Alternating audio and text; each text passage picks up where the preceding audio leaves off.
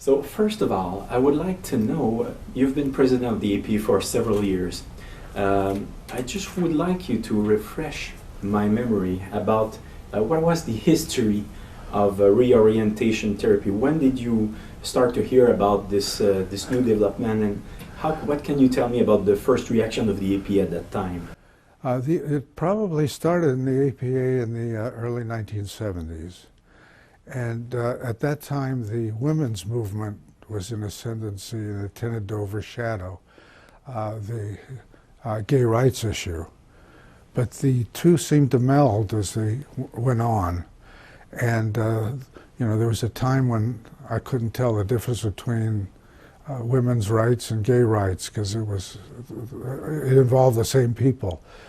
The first time it came up, and I was a member of Council. This would have been 1975, because I remember that's when I made the resolution. I made the resolution that being gay was not a mental illness. It was characterological. And it passed the Council of Representatives. And that was the first issue that came up. I also said that with that the APA, if it passes this resolution, will also vote to continue research that demonstrates whatever the research demonstrates, unbiased, open research. It was never done. Yeah. It was never done. But the resolution that I made in the Council did get adopted, and by a wide margin. In that era, the Leona Tyler principle was paramount, that the APA would never take a position publicly that wasn't supported by scientific evidence, that it had to be scientifically demonstrated. And we abided, the presidents in my era abided by the Leona Tyler principle. All of a sudden, things began to change as things became more political than scientific. The Leona Tyler principle, which was never withdrawn, disappeared. In fact, you can't even find it in the annals of the APA. If I didn't have it, it wouldn't exist as far as they're concerned. But no, I had no idea, none of us had any idea that we were talking about open dialogue, research, unbiased, and the gay rights movement in those days didn't have the kind of militancy it has now. I mean, now it's all or none. In the early years, it was more like, let's see what's happening. From your experience, when did you see this change of direction in the APA coming? It started changing pretty drastically by the late 1980s. By the mid-1990s, the Leona Tyler principle was absolutely forgotten. That political stances seemed to override any scientific results. Cherry-picking results became the mode. And the gay rights movement sort of captured the APA. Yeah, it's very interesting the way it happened. The APA bent over backwards to be understanding and open. And its understanding that it left an open door for people to rush in and use it for other than scientific purposes, for political purposes.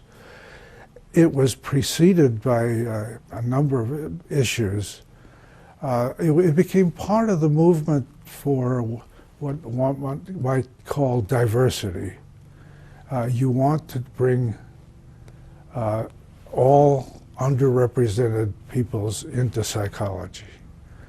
And this is a very lofty idea on the surface of it. But when it becomes a bias, if I had to choose now, I would see a need to form an organization that would recruit straight white males, which are underrepresented today in the APA.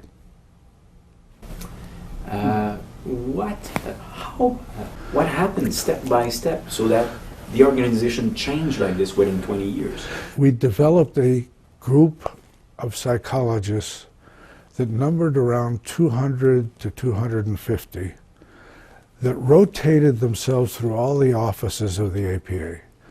When a rule was passed that you couldn't serve more than X number of sessions on consul or on a certain particular office, they would rotate. They would run for another office and then come back to consul.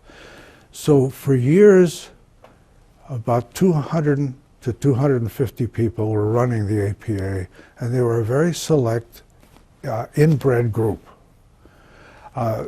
They were ultra-liberal, and anything that wasn't ultra-liberal was anathema.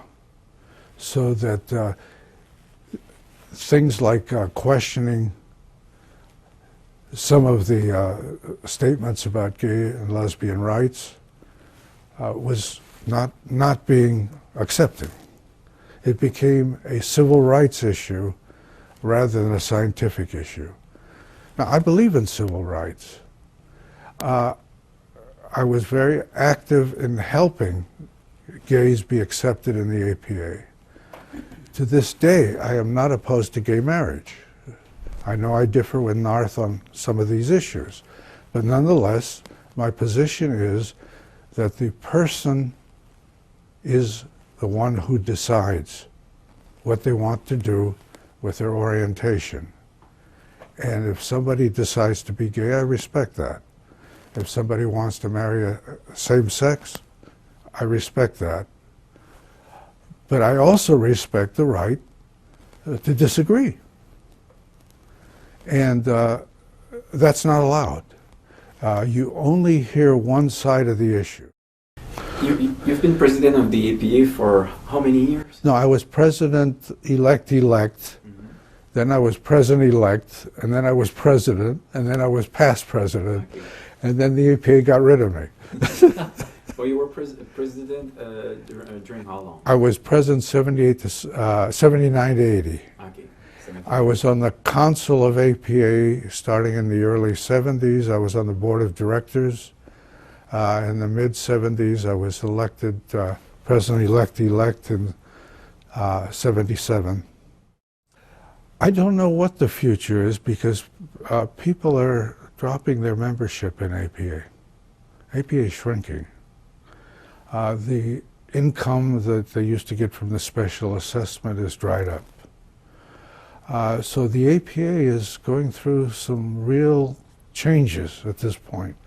What the future will be, I'm not sure.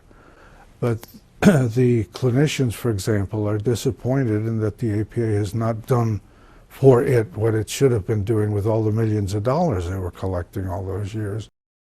What we need to do is have an open dialogue, no holds barred, and see where the research takes us. Right now, certain research does not get funded. The funding agencies cherry pick what they fund. If we have an open dialogue, we'll be much closer in the next 5 years to a resolution to all of this. But right now, we're in turmoil. If anything, the two sides have stiffened their positions.